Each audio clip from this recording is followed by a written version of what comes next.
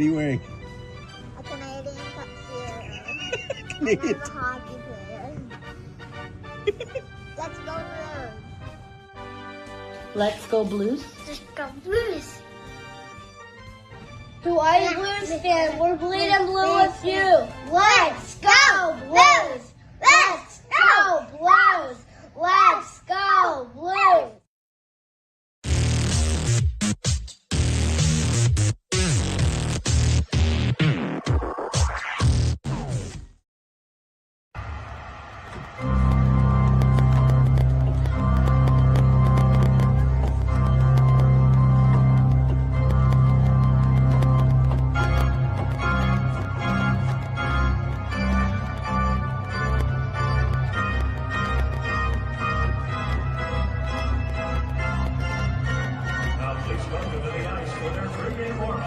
Presented by Scott Credit Union.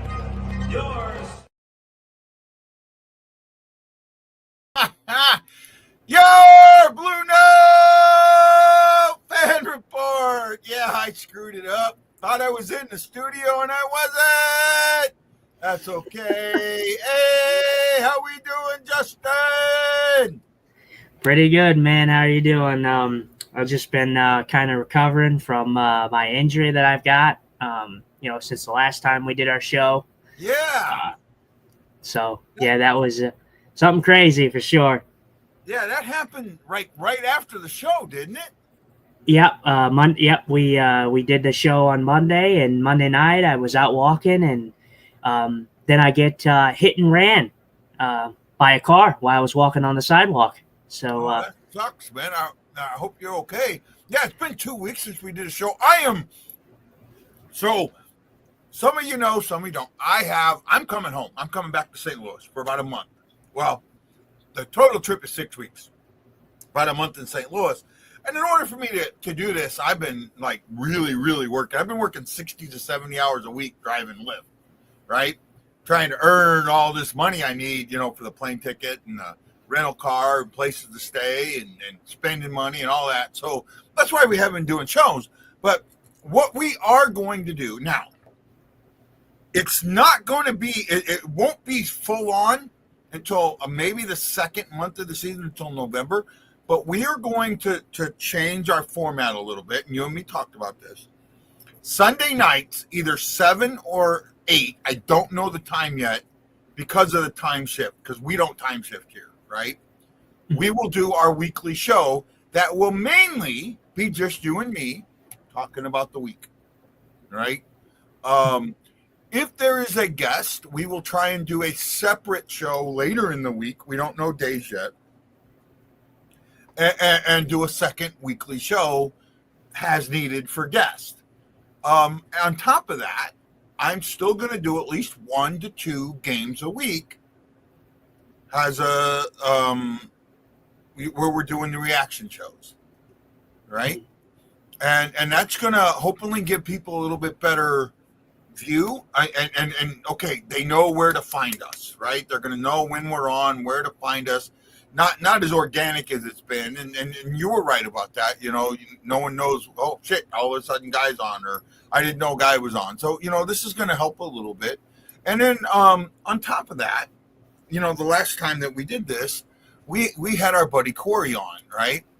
And with having Corey on, we kind of were able to figure out this TikTok thing a little bit, right? And I've started doing some more TikToks. And through that, I've gained some followers. Actually, I've gained like 12 or 15 followers in the last couple of days. Right? That's good. Yeah. Yeah, through this. I think I was at 239 and I'd been there for a while. And I'm at 357 or 339. I'm at 357. I mean, it jumped up. And with that, like I said, I was doing, Corey does these really, really good TikToks, right? And we talked about him, right? We showed him, we talked about him. And he does these, he asks questions. And I decided to try and do some of the, like answer a question. It's what they call a stitch, right? Mhm.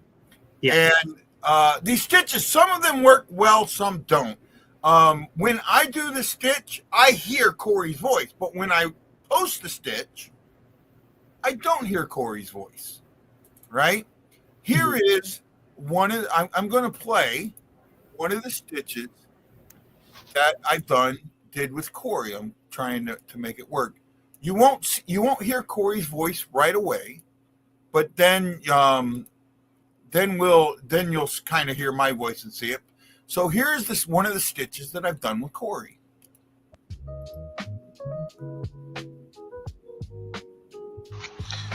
Corey, I've been wanting to try and do this with you for a while. A stitch of your video. So here's my answer. What 3 coaches would I want to sit down with? Unequivocally, number 1, Coach Q.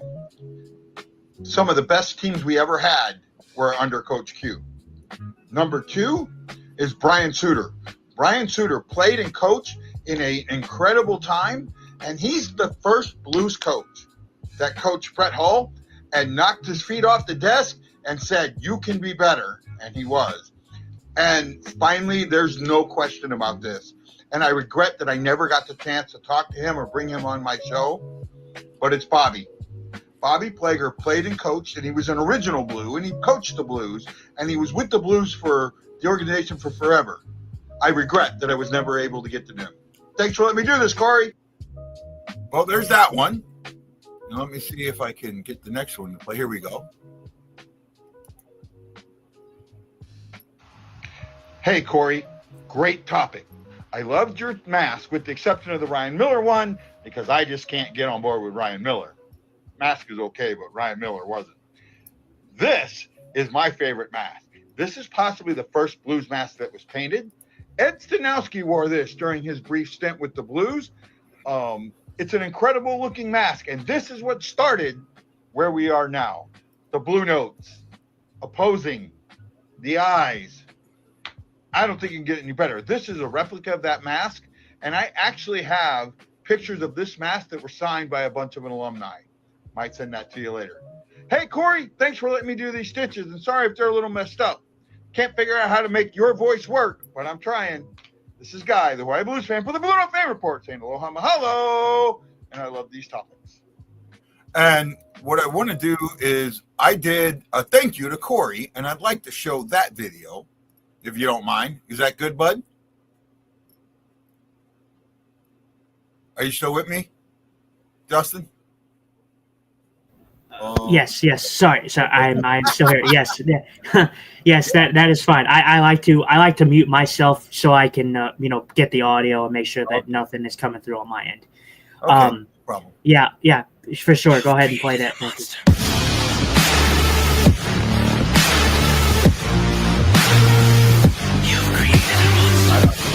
Oh, this isn't it. Wrong one. Dumb. I thought that was it. Oh, here it is. Yeah. This video actually, my video's maybe a couple hundred views. This one got 500 views. And this is the one I did for Corey. Aloha, everybody. This is Guy, the Hawaii Blues fan, host of the BlueNote Fan Report, along with Justin Scott.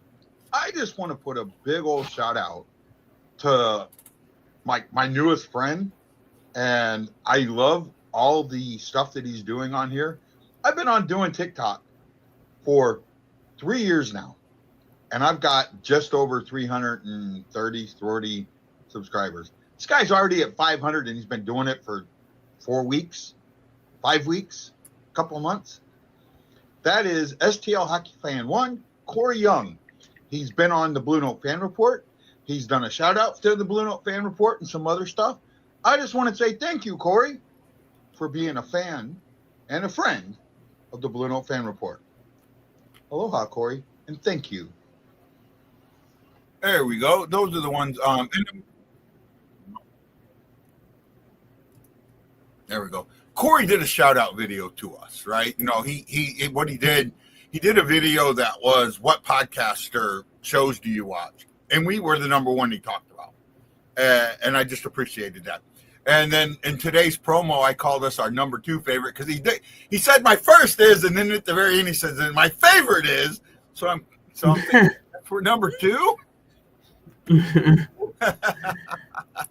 So, but no, I just wanted to do that and give a shout out and say thank you to Corey. Let's talk to some of our comments here real quick. Sister JJ says, "Hey ho, let's go Blues!" Absolutely, Sister JJ, welcome. Chris Shockey says you had expectations for them. Yeah, I did, but what the hell? And then and the little Jason Nichols, little LOA. He's got some other comments here, but I don't want to show them. Oh, sorry, man. That's just the way I am sometimes. We have topics today, right? And I'm going to let you lead off with the first topic, and then we'll kind of go from there. So start us off, Mr. Our court. I think the perfect way to start this off is to kind of talk about there's been a lot of news that came out about the NHL 26 game that is dropping in September, and I'd kind of like to cover that and maybe get your thoughts on the cover athletes. Obviously, for the standard edition, we got Matthew Tkachuk, but I'm more focused on the deluxe edition, and that being the whole Tkachuk family of Brady, Matthew, and Keith. So, what's your thoughts there? I don't know how familiar you are with the game. First of all, I'm not a big gamer, right? Mm-hmm. Never really have been. However, as I say that, right, I'm sitting here. Here is NHL 2K, mm-hmm. NHL 15, NHL 13. And then I have 17, but it's in my thing because that's the Tarasenko one. Mm-hmm. Then I figured you would have had that one. 18, 19, 20, and 21. Problem is, other than probably 19, I think I've played these games a total of 2 hours. Mm-hmm. Right? So, but I thought it was kind of cool that they did that for the deluxe edition, that they put the Tkachuks on there. I mean, they're becoming the first family of American hockey. Mm-hmm. There's really, I don't see anything wrong with that. I don't see anything wrong with them going and saying, okay, we're going to celebrate this family. Because here's the thing.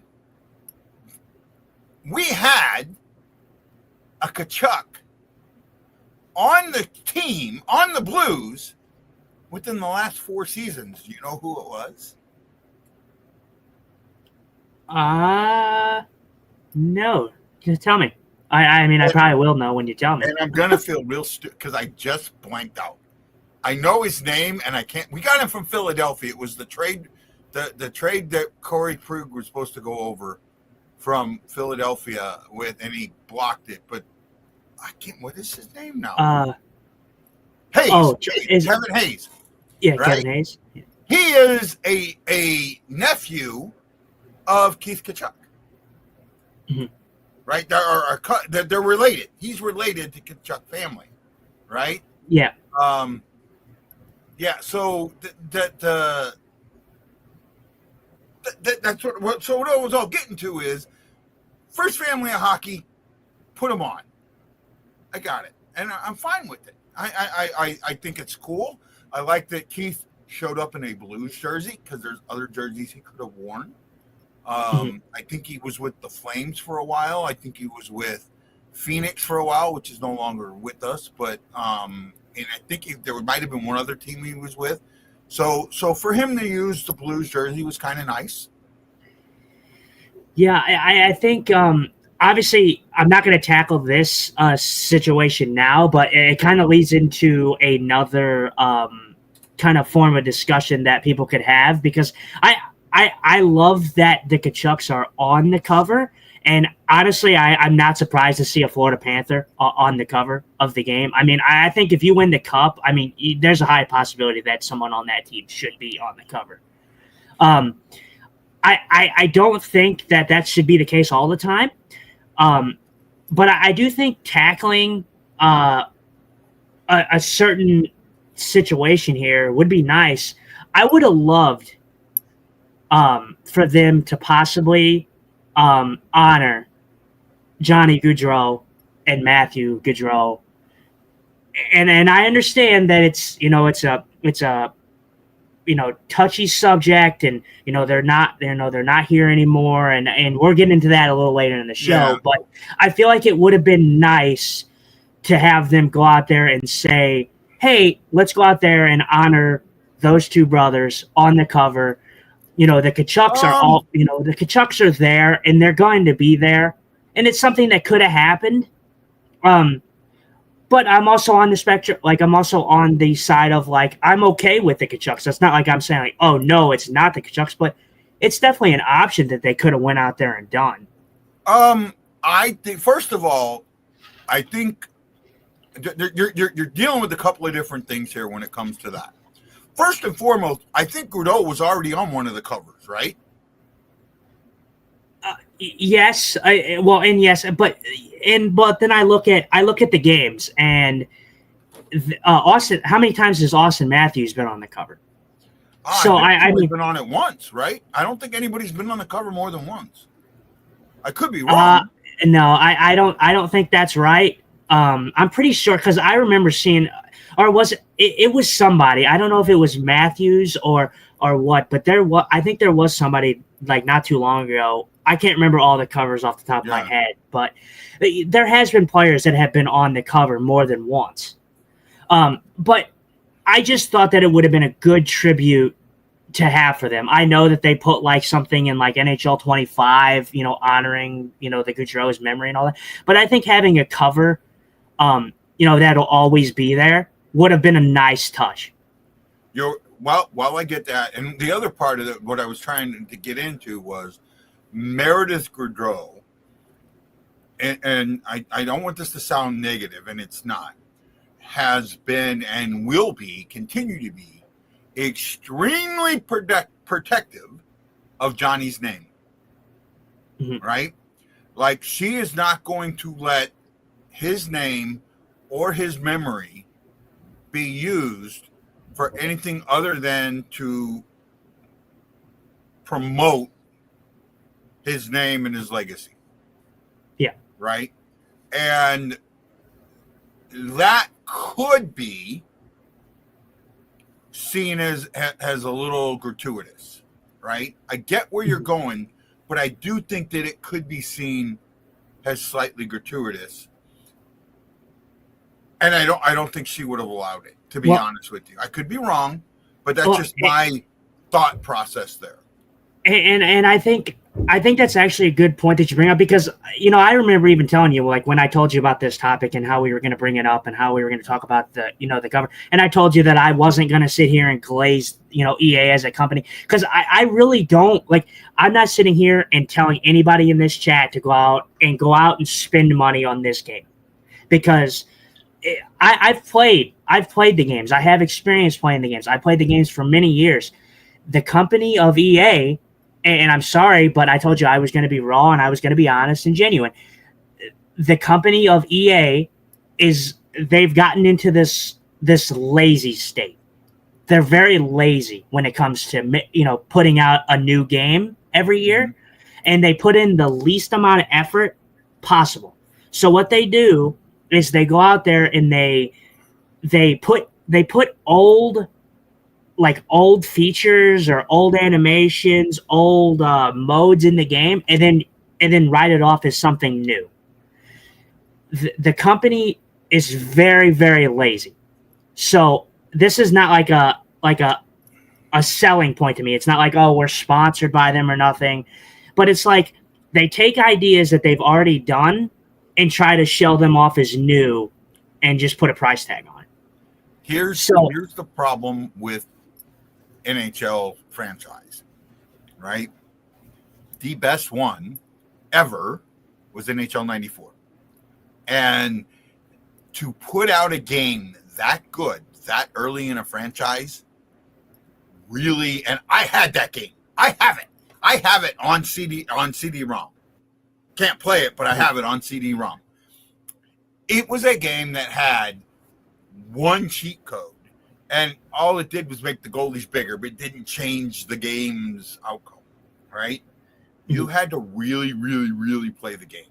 You had to understand passing. You had to understand one-timers. You had to understand setups.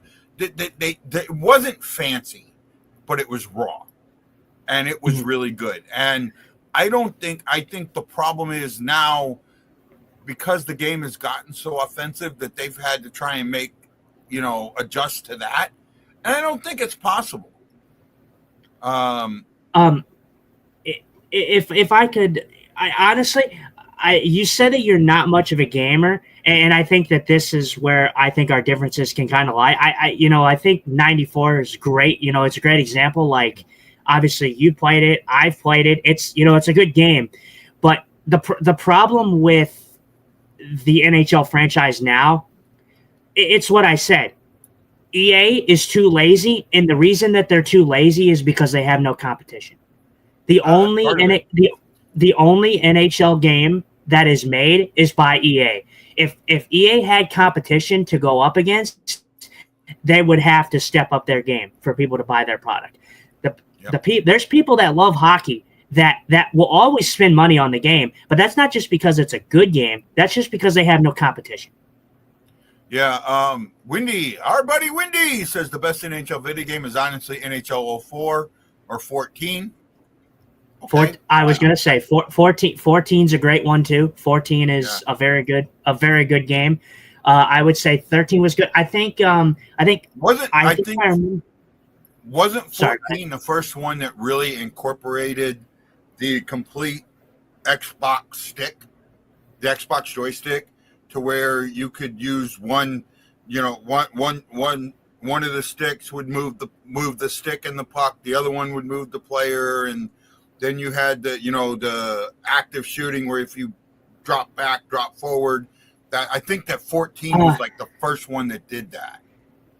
Maybe the 14 was the last game that was on the what was it? The old console? Was it Xbox 360, PlayStation 2, right? 2, 3, something like that. Yeah, so that was that was the last one before the new console came out for NHL 15. NHL 15 is not regarded as one of the better games. It's actually regarded as one of the worst. Wendy says NHL 07 to 11 were great because they were competing with 2K NHL. Yeah, exactly. I showed that earlier, right? Yeah. I have 2K6, right? 2K6 here, and that was through ESPN, but 2K Sports and it was mainly through ESPN. And this is the original Xbox. This is an original Xbox game, not a 360 or an Xbox One. The thing with that is exclusivity, right? Where the licenses, and because these licenses cost so much, these companies say, look, we want to make sure that we're the only one that gets the license. Mm-hmm. And that's where unfortunately the competition goes away. I don't want to get into the legality of that. Do I think that if I was NHL, if I was any of the leagues, NHL, Major League Baseball for a while had two competing games, MLB The Show, and then there was another one, I forget what it was. EA Sports had a baseball game. And the NFL had a couple of different games that they worked with here and there. But go ahead. No, and I just was kind of building off of things like building off of what we're talking about. It's with anything. Like, it's not just like the video game aspect of things. Like, think about it like in a hockey sense. Like, look at like the Blues and the Chicago Blackhawks, for instance. Like, that rivalry. Has that felt like a rivalry to anyone for the last couple of years now? No, because Chicago has been that, bad for so long. Sorry, Wendy, but it's a good example to think about like that. Like, competition brings out the best in somebody. Oh, I agree. And I got to address this real quick. Wendy, Sundays from now on are just going to be me and Justin. If we do shows on other days, then we will do guests.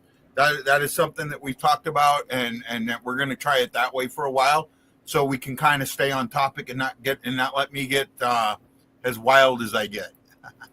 So, but hey, stay in the chat room, Wendy. We want you in the chat room. Don't go away. We love your comments.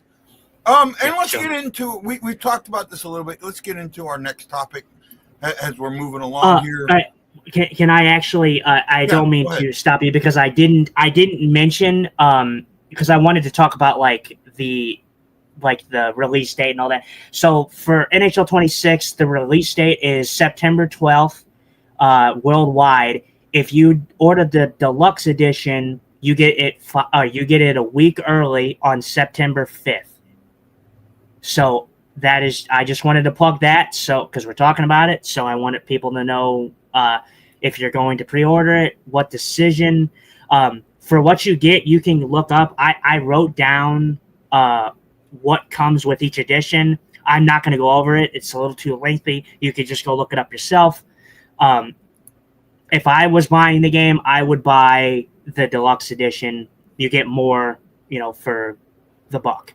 But that's just me. No, I'm with you. I get you on that. Oh, scary. Says the Japanese baseball game is better than 2K. Okay.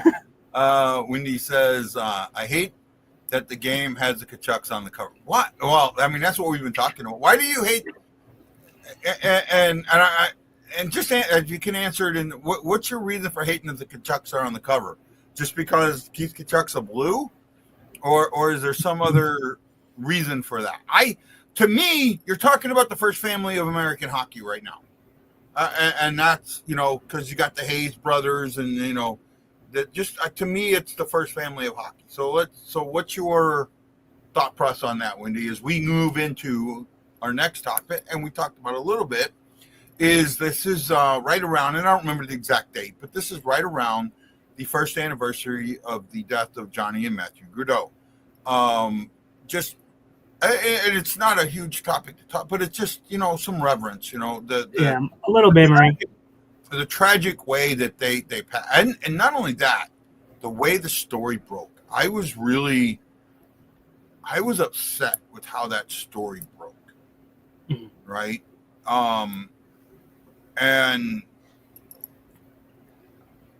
that is a story that should not have broke the way it did.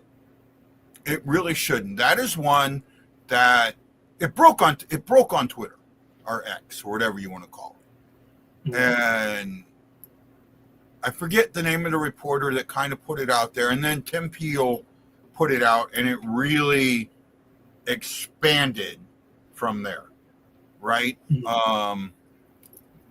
Wendy says, I've never liked the Kachucks as players. Plus, I feel you just did the family cover a year ago. Should have gone a different route with it.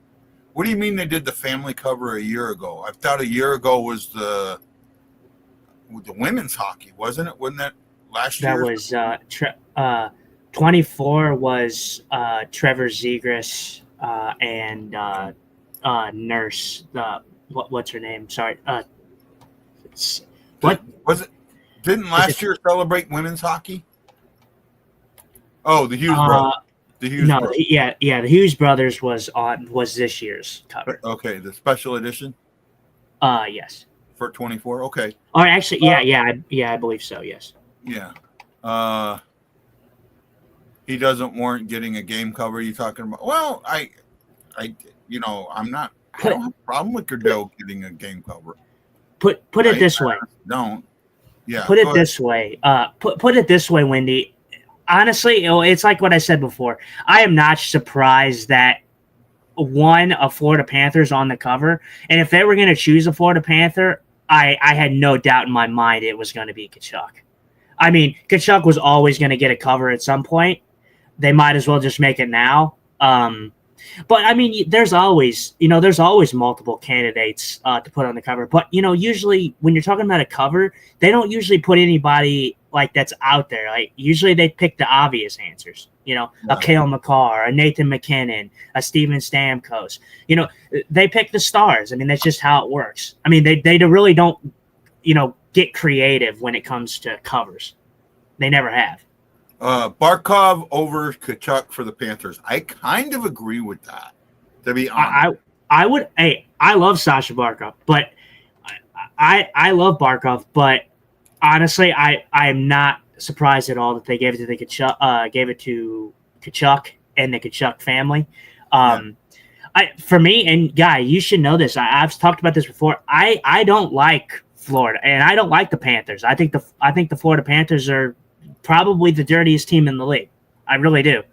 But that doesn't mean that I dislike Kachuk. I think he plays with an edge. I think Brady plays with an edge, but I think that's what makes hockey pretty fun.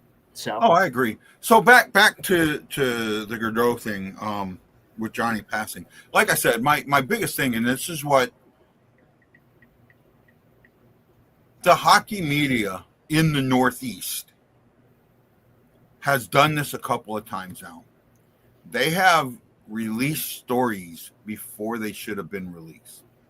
And it has, and I think it has more Four Nations that got them on the cover, and it might have been. It might have been. I'm not, because Matthew's injured. I'm thinking that I thought he might have to take surgery and miss like the first couple months of the season. So, I guess we'll see on that. But it's the way the story broke. There's a couple of things that the Northeast media has done that. Just because you know something doesn't mean that you should be reporting it just yet. Mm-hmm. Right? There's a time and a place. The thing with the group, because you know what? It got reported. I remember this because I'm on a couple of groups that are media related, and I blasted them for it. Right? Look, man, I don't care who put it out there. Until we hear something official, we shouldn't be forwarding this. This is not something we should be forwarding. This is something we should back off, because first of all, there wasn't two source. It wasn't two sourced. It was a single source that somebody else sourced, and then people went back and sourced that one, saying it was dual source. No, it was single source. It was always single source, and it didn't get dual sourced until the NHL and Columbus released it the next day. Mm-hmm. Right? Yeah, for sure. There's a time and a place. It should have been handled a little better. It really, when I heard the news, it shocked the hell out of me. I was just like, wow, like the inspiration, that Johnny had on me as a young kid watching him, because I grew up watching him. So he was one of the guys that I really enjoyed watching play. And he was honestly one of the guys that I was like, man, I wish the Blues had this kid. Yeah. And I said that a couple times, and I think a lot of people, I think it's good that we're covering both the Gaudreaus, because I think the one thing that gets lost in translation, that even though Matthew did not have the career that Johnny did, the family, in the hockey world, lost two young souls, way too soon and way too devastatingly. No mother, no dad, no father, no son, no daughter, and a loved one should never have to say goodbye to someone like that in that way. Yeah, I agree. It honestly, it irritates me to no end to hear about drunk drivers. How many times, how difficult is it to not get in a car when you're intoxicated? I'm sorry, but that's just common knowledge. I'm sorry. I gotta kind of stop you there, right? And I'm not defending drunk drivers, but I am slightly defending alcoholics. Because an alcoholic doesn't know he's drunk. He will never know he's drunk. He doesn't know what being drunk is, in most cases. And so that's just, we need to really, for me personally, the addiction of alcoholism is a tragedy in and of itself, and to not forget that sometimes. Does that make a little bit of sense without being too harsh? Oh yeah, of course, you have, alcoholism. It's terrible. It's something that no one wants to see their loved one go through for sure. I look at the situation, and and I don't know this guy personally, but Yeah. when this broke, and the sentencing and everything that happened, there was a lot of people mad. Like, a lot of people wanted uh who was it? Sean Higgins, I believe, right? Sean Yeah. Higgins. A lot of people wanted more for him. Like, a lot of people were calling for like the death penalty, and all. And I think it mostly has to do with the fame behind the name, per se, in this case. Yeah. That's part But of it. but It's but emotion. I sorry, go It had ahead. everything. It had everything to do with emotion. That's exactly what it is, and that's why, to quote a line from one of the greatest TV shows I've ever watched, The West Wing, is why we don't let fathers dole out justice in our country, Mhm. right? Because you take the emotion out of it, and that's the great thing. And we're going to kind of leave that at that. We're going to get into our next topic here. I've been thinking a lot about this, Justin, and we've done some things, and you. I think that one of the things about this next topic is we're kind of looking at this next topic a little differently, right? You are much more like a ranking guy, right? You need ranks, you need that order, and I kind of don't. So, in order to do this in a way that's comfortable, I'm going to let you rank the Central Division. And then I'm going to kind of play off that and say, well, I think this team is this, or I think this team is that. Does that kind of work into what you wanted to do and with what I talked about? Is that cool? Yeah, I mean, we can do it that way. All I did was I ranked each individual Right. criteria: goaltending, offense, defense, and I just ranked each team where me personally, like I said, people can not agree with me, agree with me. I put them where I personally would put them. It doesn't mean that that's where I'm going to put them for a complete season ranking. Like, just because I have a certain team doesn't mean I'm going to put them there. Right now, what we are doing, and I'm trying. Give me a second to try and pull this stuff up here. Oh man, I'm kind of lost in my thought process here. Give me a moment. I think a good place to start would be goaltending. Well, no, what I wanted to do, you had sent me something about the order of the teams that you wanted to put it to discuss them, right? You remember that? Yes, we can do that, and then if you want, we can kind of get back into what I was. Yeah, well, what I think is the best way to do this is to use that order as the order we talk about, and then talk about the three areas with each team and where we think they are, and that. Okay, that's good. Right? Yep. And the reason why, and I just want to say this, the reason why I want to hold off for me personally for ranking is I don't want to take away from what I want to do while I'm in St. Louis. Okay. Right? Because I really want to do I want to do a big show in St. Louis, possibly a 2 or 3 hour show at, maybe at Vitaly's Hideaway, or, with guests coming on, possibly Wendy coming on, Lance being there, Corey being able to come on, hopefully you being there with me, to a really a big, big solid seasonal preview where we really get into it. Does that make some sense, sure. Bud? Well, and like I said, the rankings that I have are not, like I said, they're not season rankings. They're just where I see that team's offense, that team's defense, and that team's goaltending. That's all this is. So it's pretty much like a mini ranking without ranking the physical teams, because there's teams on here that I think are going to rank higher, and there's teams that I think may rank lower, in the actual standings. All right. Well, the first team that we're going to talk about, and I'm trying to pull it up here in a second. Church Queen. I am going to be using Daily Faceoff. Daily Faceoff has a neat way of displaying the lines. They use the jerseys. the back of the jerseys for the most part.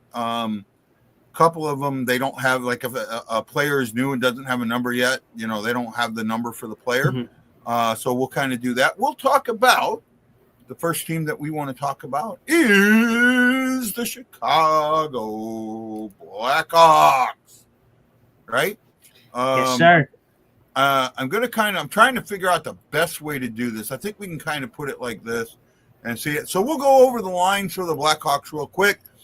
Top line, you have Connor Bedard centering Andre Burakovsky and Ryan Donato. Frank Nazar is centering the second line with Tyler Bertuzzi and Turo Teravainen. I'm terrible with names. Please forgive me. Then you have Jason Dixon centering Mikheyev and Fogalino. And finally, on the fourth line, Sam Lafferty with Slaggert and more. What do you think about the forwards for the Chicago Blackhawks? I think that they're, you know, improving. Honestly, you know, where I have them, you know, offensively wise, is not very high, in my opinion. It's actually, you know, a little spoiler. They're actually dead last to me. As for lines, and I like Bedard. I like a few pieces. Sam, I think the one thing that throws me off with Chicago is there's just not so much star power there. I mean, it's just Connor Bedard, and it pretty much falls off after that. I mean, they got a few decent supporting characters, but not a roster that I'm like, oh, I'm jumping out of my boots for. I agree with you. I thought this should have been like the year that they finally break out of this slump, this bottom 5-10 team slump. And Wendy thinks it's one more year away. And okay, I thought it would have been this year. But even looking at this team right now, I don't even think that it's next year. I think it's 2 years away. Right? Yeah. Hey, Wendy, do you want a Savard card? I think Hefner's got one. If you want it, I'm sure we can get it to you. Hefner, I'm hoping Hefner's going to be at one of our shows towards the end. I'm hoping to do a preview show back in late September, early October, and doing another show in late September with Hefner because he's going to be in St. Louis. So I'm hoping to do 3 or 4 shows while I'm there. So that's where we're at. I'm with you here. The Blackhawks, to me, they're going to have to mature very, very rapidly, and I just don't think they're there yet. I don't know, are they trying to get another number 1 pick and then jump up? But I just don't have a feeling for them yet. I feel like, and honestly, it's disappointing because I think Bedard's a great player, but I mean, it's just I really just think that it's faltering a little bit because they just have not got the right guys around him. Okay. Like let's go over their defensive pairing. I'm just trying to move this along, bud. Sorry. No, defensive pairings are Vlasic and Renzel. Sorry, my eyesight's going out on me. With second pairing Kaiser and Lev Shudov.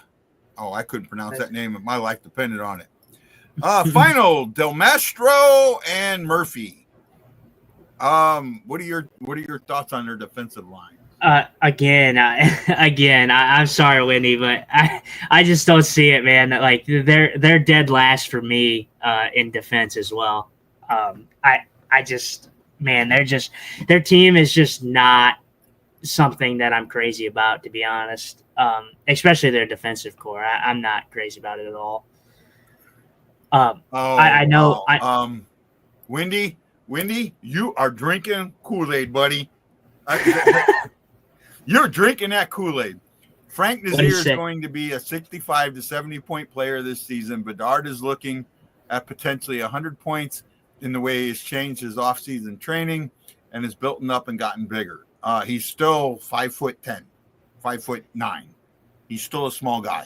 He may have bulked up, but and I'm sorry, I don't see him being a 100-point player yet, and I don't see him having a 70-point player around him. I really don't. No, I love it that you do, Wendy. I love it that you do.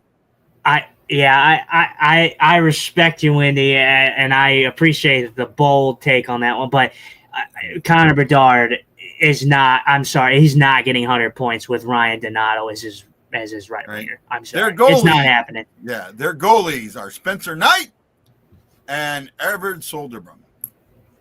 We've talked about this in the past. Their goalie tandem is not a bad tandem. Yeah, but that's but that's kind of, I don't have them dead last, but I don't have them very high either. The Central Division, some teams only have like that one guy. But I actually do have them ranked above one other team, but I still have them low. I saw Soderblom, and the reason I don't have them last is because of Spencer Knight.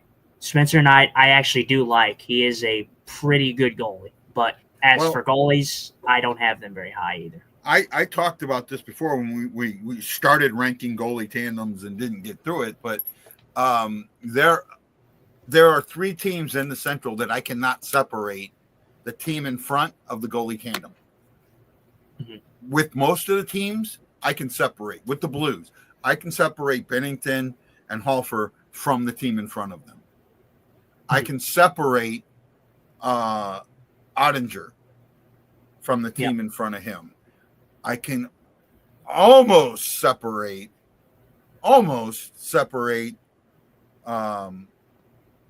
Winnipeg's goalie. God damn, guy. Connor Hellebuck and Eric Comrie. Hellebuck.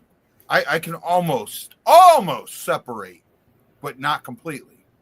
Mm-hmm. Chicago and the Avalanche, I cannot separate their goalie tandem from the team in front of them. In Chicago's case, it brings the worth of their tandem down, where in the Avalanche case, it brings the worth of the tandem up. But they're not a bad tandem. Do I think that they're going to be at the bottom of the division? Seventh or eighth, yes, I do. I honestly do. Mm-hmm. Right? But again, they're not. They are an improved team. I will say that. I feel like over last year they're an improved team. But does that mean that they will improve in the standings of that? I'm not sure. Yeah, I definitely think they're an improved team, but that's apples to oranges. I think that's not very hard to tell. I mean, making Chicago look better than they were last season should not be very difficult from what they had last season. True, but again, you want your team to improve each year. Right? Yeah. Oh, yeah. You do it. Well, yeah. Especially if you're in a regional rebuilding, situation. Yep. You definitely want to improve. The next team that we are going to go over is. You got to give me a moment. I'm doing this on the fly a little bit. The Utah Hockey Club. The Utah Mammoths. The Mammoth. I just called them Hockey Club. Mammoth. Here we go. We have Logan Coley with Clayton Keller, St. Louis boy, and Dylan Gunther. Barnett Hayton and Nick Smaltz with JJ Paterka. There you go. Thank you. Jack McCain with Alex Kerfoot and Lawson Course. And then you have Kevin Strulin with Brandon Tananov and Liam O'Brien. I'm going to go over the defense real quick.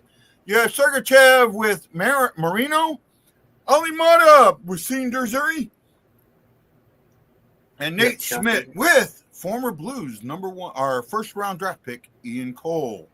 Goaltender units.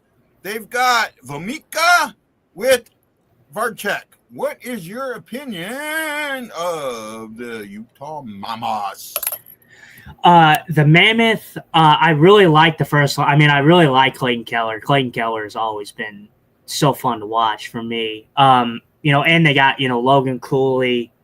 There's a few other young guys in there that are just really excited, really exciting to watch.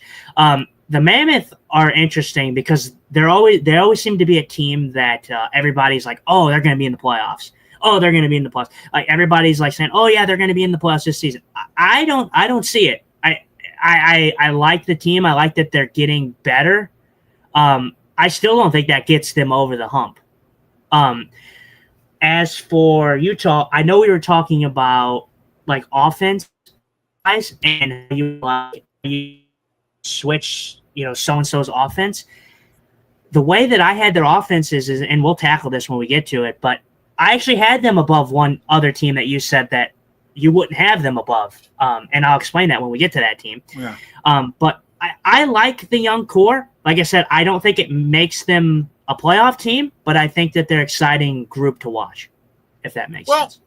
They were 6 points, 7 points really out of a playoff spot, right? They had 89 points to the Blues 96, but at the same time, there was somebody else with 96 points. There were a couple teams in there between them. I look at Utah and I kind of wonder if maybe they're taking a step back, right? Utah wasn't an easy matchup for the Blues last year. No, well, I mean, Clayton Keller is former St. Louis born players beat the living shit out of the St. Louis Blues on a regular freaking basis. I mean, put it this way though: when has the Arizona Coyotes, the Utah Mammoth Hockey Club, when have they ever really been an easy out? They always seem to give us struggles, and I think it's more so the fact that the Blues always seem to play down to their Hey, stop! I fucking hate that. No, they don't. Oh my God. Oh, you're killing me, Paul. You're effing killing me.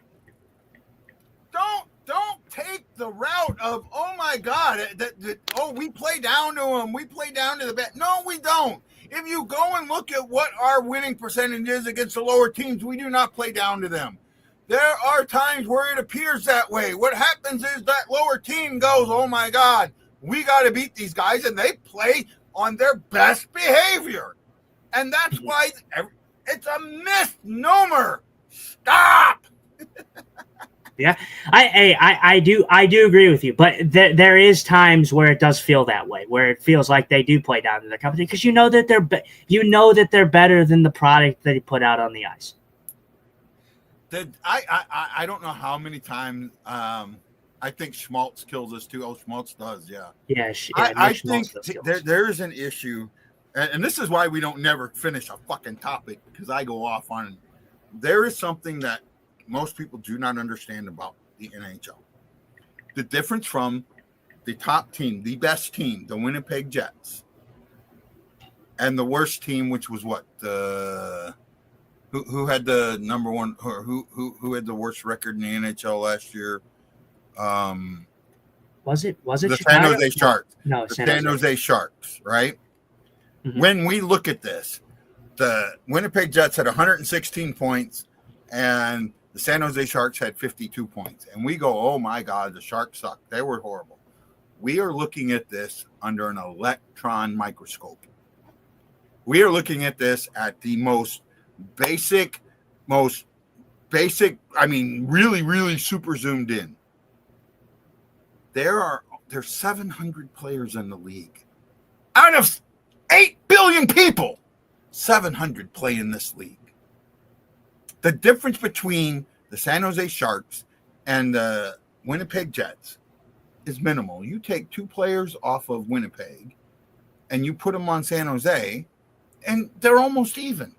You flip-flop them, and they're almost even, right? So you got to understand that. And that's why when I look at this, I don't have that feeling that a lot of people do.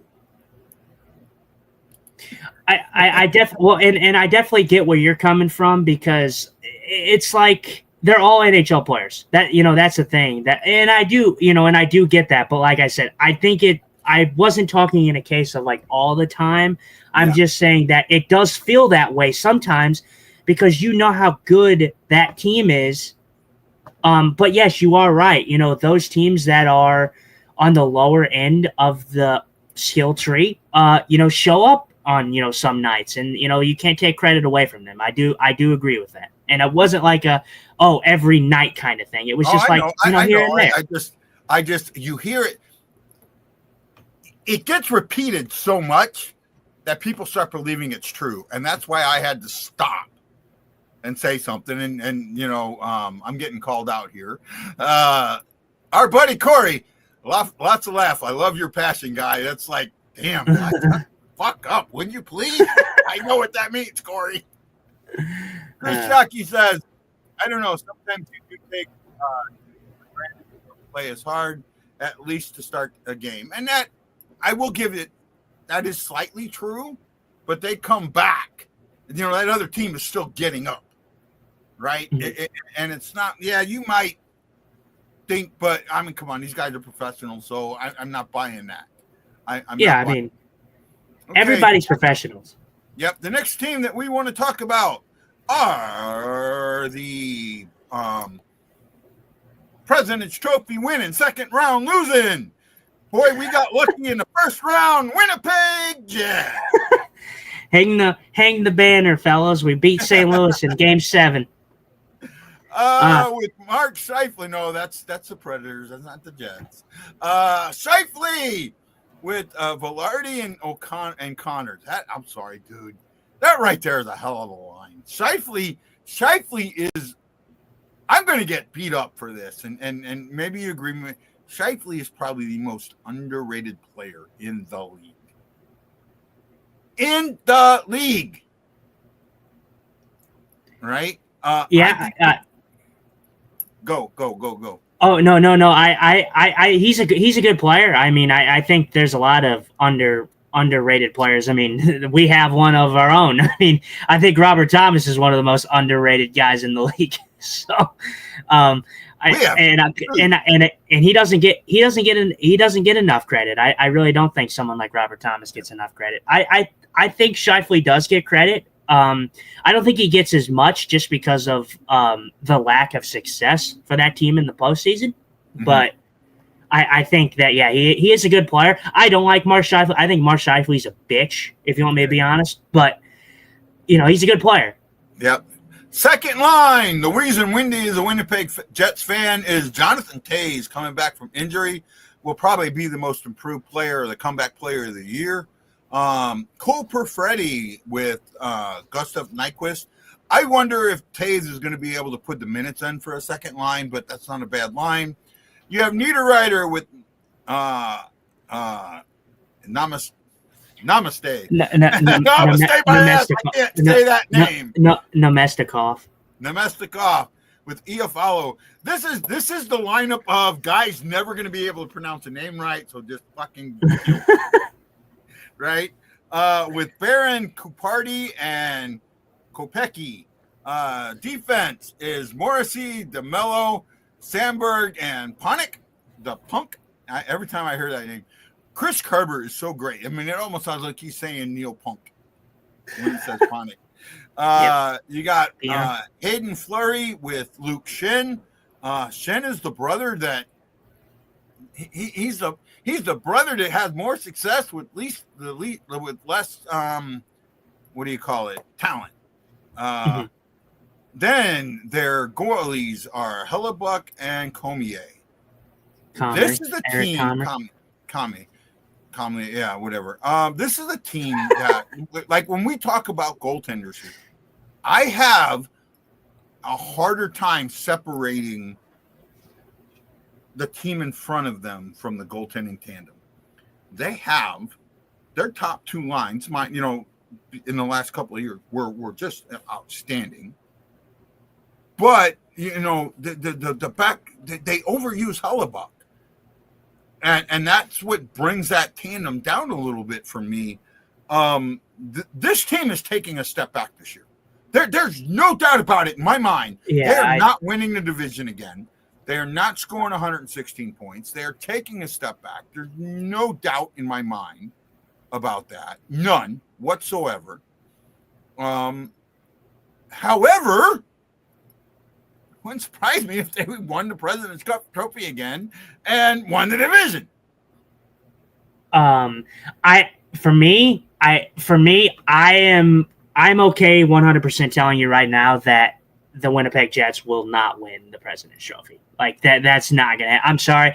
They had I love Jonathan Taves, but like we're gonna have to see how he comes back and performs. And you, like you said, you don't know if he's gonna be able to put in that those second line minutes. They're losing a big piece on the second line. Losing what's his name to free agency. Nikolai Ehlers. Yeah. That's a big loss for Winnipeg. Do I think he got massively overpaid in Carolina? Oh, absolutely. But was he a decent piece for Winnipeg? Yeah, for sure. I think he's going to pay detriment here for Winnipeg this year. I think Winnipeg's probably still a playoff team. I don't see how they're not, but I definitely do think that they take a step back. The Central straight up is the toughest division. There's no doubt in my mind that they are that there's no other division that I think compares to the Central Division. No, right? Central Division's tough because, like I was telling you earlier, you could swap. Like when you're giving an opinion on what you think is going to happen, or like where you rank these teams, offense, defense, goaltending, you could swap a lot of these teams, and it would be okay. Yeah, you up or down one. Yeah, I could see that, and you and me talked about it. I don't think we're going to get to this show to be able to talk about what you as far as going over the three area ranking. But we'll do our best to get there as far as we can. The next team that we're going to go over, I had it pulled up here. My thing shut down on me, so I had to re-pull it up. I'll have it here in a second. We are going to talk about this is the team that I think will, in the standings wise, be the most improved team in the division. I think last year was an anomaly. I know some people don't see that, but I do. I think last year was an anomaly, and I think that it's going to come out, and that is the Nashville Predators. You have Stamkos with Forsberg and Marchessault. Ryan O'Reilly with evangelism. Evangelista. Yeah. Evangelista. Sergachev with, oh, wow, yeah. Hula and the L name. Zachary LaRue. I hope I said that right. LaRue. Yeah. Cole Smith with Michael McCarron and Matt Wood. On the defensive side, you have Roman Josi, probably one of the most underrated defensemen in the league, but older. Baron Sajai. I don't know how to. Brady Shea. Brady Shea, okay. Blankenberg with Haig and Perbrew. And then goaltending. Perbix. Yeah, their goaltending is Saros and Anon. They're sitting, to me, they're like the third place in goaltending in the division. I think goaltending wise, separating them from the team, and I can do that with these guys, right? They're probably third. Now, everyone looks at, for me, I'm gonna cover this one if you don't mind, bud. Everyone looks at this team last season, and they put them on a pedestal, and they just came out and didn't work. This was an issue of too many pieces at the wrong time. Too many pieces that didn't gel. Well, they had a year. They have a new coach. They have I think they have a better plan, and I do think that this team is going to be improved. Are they going to fight for a playoff spot? Yes. Are they going to get one? I don't know. I do see 5 teams from the Central getting playoff spots. I don't see 4 from the Pacific. I don't. I could be wrong. I probably am wrong, but I don't. But I do see that this is the team that will be the most improved points-wise in the standings. Why do you, Scary says cancerous locker rooms. Why do you think they have a cancerous locker room? I don't think they have a cancerous locker room. They maybe there's something missing there. For me, I don't really think that they have a cancerous locker room. I think Nashville's problem actually lies more so with kind of what they were doing management wise, more so than player wise.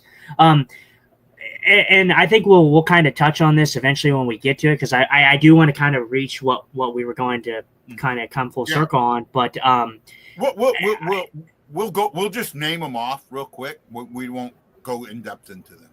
No, yeah, we can just name them off, after we cover, teams. But as for Nashville, I think I think our differences may lie a little bit with Nashville. Like I said, it doesn't mean that, where I have them ranked, in the 3 categories, doesn't mean that's where I'm going to have them, particularly in the regular rankings, but we shall see. If you want to continue on with our next team. Yeah, hold on. Scary said that's already been reported by their main beat writer. Got to be honest, I'm not a fan of most of the beat writers. Plain and simple. There's very few out there that I trust that are going to give you something that's actually around there. Management doesn't have anything to do with it. It's 100% cancerous locker room. There's too much talent for that to be a cancerous locker room in my. Wendy says trash will remain trash because they didn't fix any problem that team has as a coaching system, and it's possible. I just think that there's too much talent on this team to be that bad 2 years in a row. That's just my opinion, right? That's just my opinion. Yeah, sure. We'll go with it from there. The next team that we're going to talk about is the team that I think they're ready. I really do, and I hate saying this, but I think this team is ready. I think this team has been sitting on the cusp, and this could be their year. Right, this could be their year, and that's the Dallas Stars. Rope Hintz with Jason Robertson and Mikko Rantanen. Wyatt Johnson with Tyler Seguin and Matt Duchene.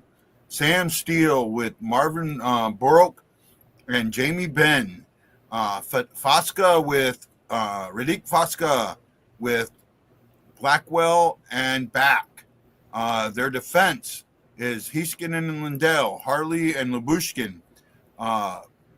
Bischel and Lundqvist with what I think is probably the second best goaltending tandem, Jake Oettinger and Casey DeSmith in the Central, and second best in the Central. Unfortunately, someone. Hi, Howard Smith. I don't know. Hi, Howard Smith. How are you, my friend? They really don't have a lot of talent, a lot of washed-up older players. I don't think that their players are washed up. I'm older, yes, but I don't think they're washed up. At least that's my feeling. And yes, I'm not a Trashville fan. I just think that, that they put too many of the wrong pieces together, didn't there? I don't think they had the right guy as a head coach for their deepest team in the Central. And that is what I do think. Are you talking who are you talking about? Dallas, or I think you're talking about Dallas. Sorry, say that again. Wendy, which team are you talking about, bud? What was Just the to comment? help me out here to make sure. Robertson needs to be the rookie Robertson. I'll agree with that. Scary says Stars lost way too much. I don't know. Wendy says Dallas. Okay. They are the deepest team in the Central. I'll agree with that. Right? I do think they're the deepest. And then I know who the second deepest is, and I think that the Blues are the third deepest. That's my opinion. That's actually that's interesting. I'm curious to see who your second deepest team is. I think I probably know, but I don't know. I'll be interested to see. Well, we haven't talked about them yet. So okay. Well, then I know who you're talking about. Then Dallas is interesting. I do agree that they're on the cusp. The issue with Dallas is, man, they got to perform better than what they did this season in the postseason. I mean, and we talked about it too. Like, if the Blues got past Winnipeg, I don't know if that Dallas team, the way that they performed, that they could have beat St. Louis. I really don't. With the way that with the trajectory of how things were going, St. Louis was playing some great hockey in the first round, and Dallas, they didn't look all that great against Winnipeg, but Winnipeg's just not a playoff performer. So I mean, I do think that they're on the cusp. I do agree with you. I said it on the radio show, that if St. Louis, 6 seconds, 10 seconds, whatever it was, and you've got probably the greatest goalie matchup in the playoffs between Oettinger and Pennington. Pennington, I think all the matchups and all of them. My opinion. And that was one that was gonna come down to straight up goaltending. That was gonna be 7 games of 2-1 hockey. Right? Offenses were not gonna have field days in that series. And I still think I get what everyone's saying about Dallas. Again, read those names. They don't need to do a lot. And unless the coach, and I don't know who their new coach is, I just don't off the top of my head. Unless he goes to a Craig Berube, Bannister, Mike Yao type of defensive system, this team's going to do good. They're going to be a top 3 team in the division. They for sure. They for sure will be a top 3 team. I think for me, I think it's kind of weird with Dallas because it was kind of the same way I felt about Colorado. Like I eventually think, like I keep saying, like, oh, this team's they're gonna start kind of going down. They're gonna start going down, and then they just kind of kept going up and up. And I'm like, well, they're eventually going to go down. I think that I agree with you. I think that they're going to be a top 3 team in the division. I mean, heck, they might even win the division. I don't know where I'm ranking everybody yet, but I mean, they're definitely up there for one of my contenders for sure. Next team we're going to talk about are the Minnesota Wild. I am not as sold on the Wild as everybody else is. I'm not. We'll cover their lineups here. You've got Eriksson Ek with Kaprizov and Zuccarello. Kaprizov has to come out. So my inner Corey's coming out. Yeah, my inner Corey's coming out. If you saw the video he did where he put our name in, he did the same thing. Kaprizov has got to be healthy and got to be that guy this year. You have Rossi with Boldy and Tarasenko. Vladimir Tarasenko. Yurov with Hartman and O'Hearn. How the fuck is Hartman still in the league? He's in the top 10 dirtiest players in the league. I hate Hartman, dude. I do not like Hartman. I've never liked Hartman. I think he's a scumbag. I think he's a mediocre hockey player. I will never like Ryan Hartman. The 90% of the hate that Bennington get has to do with 2 guys, Kadri and Hartman. And Hartman's the one that should have gotten kicked out of the game. Hartman is the one that should have get. Hartman went to the referee and told him what he was going to do, and the referee let him do it. And then Bennington out for retaliating. Yeah, I don't like Ryan Hartman, man. I never have, never will. And you know how I feel about Minnesota. I'm not a Minnesota fan, and that's the problem. And that's actually a good point that you bring up. You said Kaprizov has to be healthy. You know what that tells me? You know what that tells me right there? That tells me that team's not ready. That tells me that team is not where they should be. When you only need one guy to be healthy to be successful, you're not winning. I'm sorry. And Minnesota, I actually really think that Minnesota misses the playoffs this season. And I think I am on board with that. I am on board with that. And then let me finish up with their team here. Yeah, their defense. You have Middleton with Faber, Brum with Spurgeon, Lambos with Bostagen, and then their goaltending, which I think is taking a huge step back, is Gustafsson with Wallstedt. You take Marc-Andre Fleury off this, and I know Fleury wasn't the Fleury of old, but he was still Fleury. And oh my goodness, that's just a step backwards for me. I can't see. I mean, maybe Wallstedt steps up a little bit, but you're taking a Hall of Fame goaltender and replacing him with basically a rookie or a second-year guy, right? Wallstedt's only got 1 or 2 years, right? I think so. At least that's what. I think he's a rookie, isn't he? Is he coming this season, or has he not considered a rookie? He might be. I don't see a lot on him right now. Yeah, I'm pretty sure he's a rookie. Yeah. That's why I was a little bit more high on this one. And don't get me wrong, like I you know how I feel about Minnesota. I'm not high on Minnesota. I think Gustafsson is not as good as what he showed. Gustafsson is so hit or miss to me. Like he's Yeah. either really good or he's really bad. There's really no in between. Shaggy says, "What did the Blackhawks do at Windy City Hockey?" I'm not sure what you're talking about there, bud. We talked about the Blackhawks earlier. Middleton isn't the number one demon, probably not. No, he's not. But I think this is the team that I think takes the biggest step backwards in the division. Right? You know, I told you like my idea today was to do like which team was the most improved team in the division, which team, and I think we're going to do that next week. Right?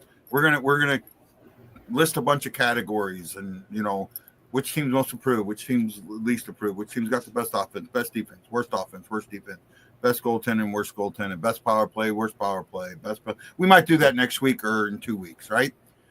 Before I go on my trip. But this is the team that I think is going to take a step backwards, and it's going to be a hard step. However, at the same time, I look at their roster and I go, this is probably the fourth deepest team in the league. Right? Or in the division.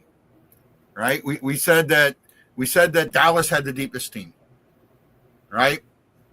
And then I said that there's one other team that I think is deeper or just under Dallas, and then us, and then I think Minnesota is below us in fourth.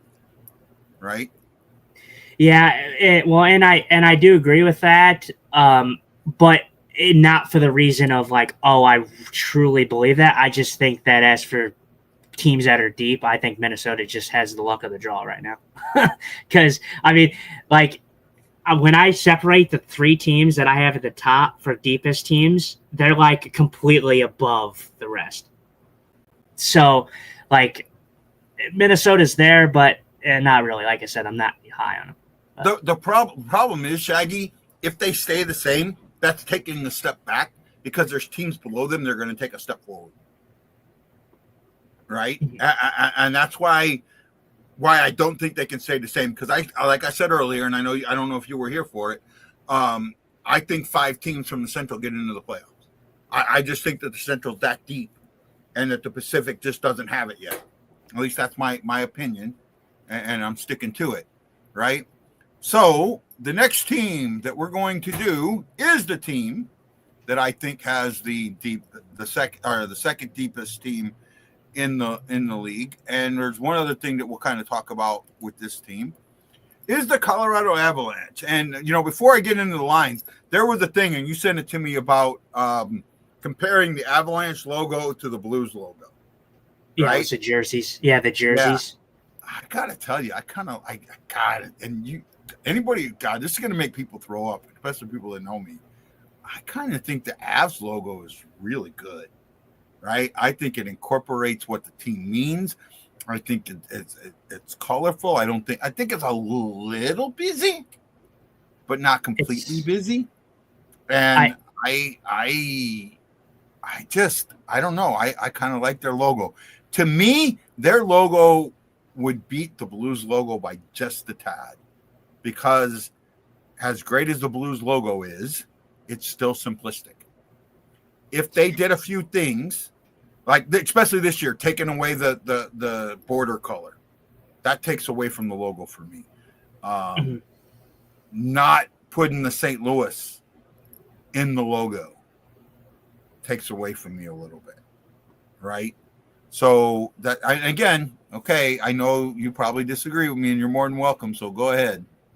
Well, and I don't hate the I don't hate the logo, but like, and it generally wasn't just a logo thing; it was a jersey thing.